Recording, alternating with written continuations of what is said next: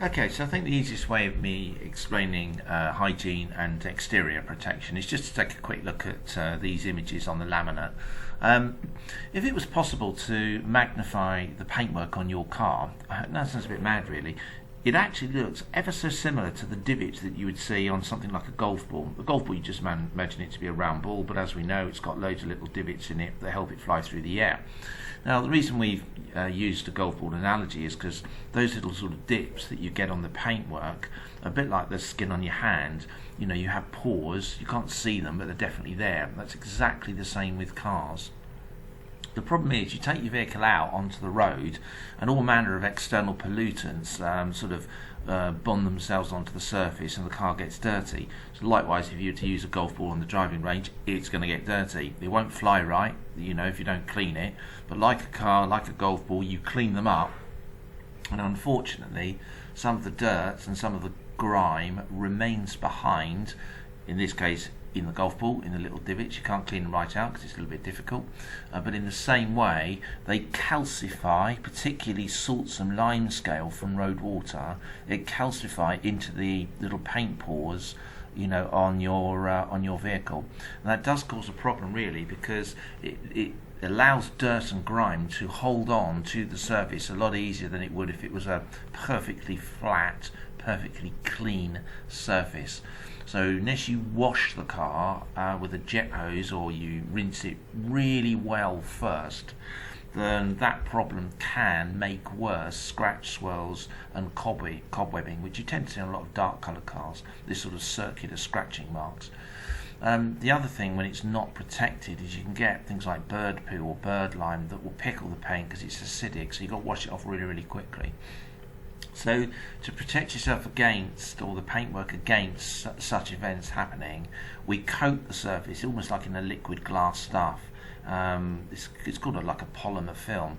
So it in effect renders the surface perfectly smooth, perfectly flat. So it's a bit like, I know it's a cheesy analogy, but it's a bit like converting a golf ball into a cue ball in snooker or pool. You know how smooth and flat they are.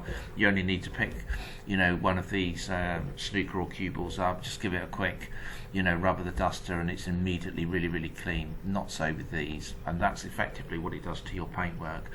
Once that treatment has been done, it effectively has a lifetime guarantee, so it really does support the resale value of the vehicle.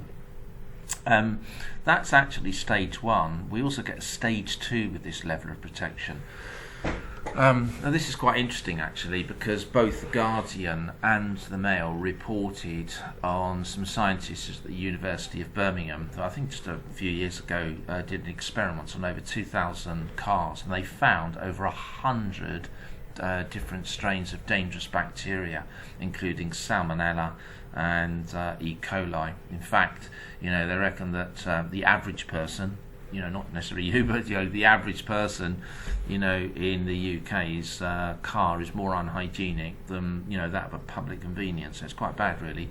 And you can see here just how rarely, from the surveys, people actually vacuum and clean their cars out. And we've got just under a quarter of people that only do it once a month. There's a quarter of people never do it. The problem with that being is that this dirt and this grime works its way down through the carpet tufts and the seat fibres.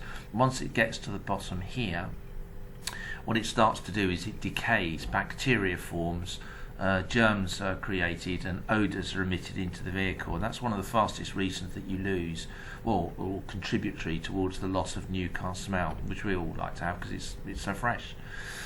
So what we do is we pop the vehicles through a deep cleansing process to try and get all of the dirt and all the grime out of here. So it takes special industrial cleaners to do it, and equipment. Once it's all clean again, we put a protective fibre coating across these tufts and seat fibres, so in effect there's a barrier between the top and the bottom, so none of it gets to the base where effectively you get those issues that I mentioned earlier.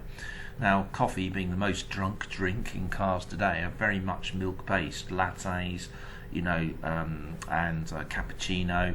So you only need to spill a milk-based drink onto some carpet and not clean it out, and you'll already know how bad that smells with milk on cars.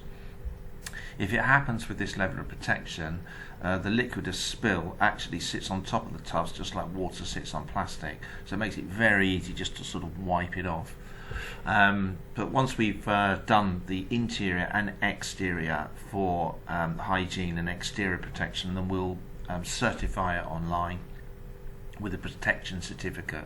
It's really important that when you come to sell your car, you tell whoever you're selling it to that you've had this treatment done, because it massively supports the resale value of the vehicle.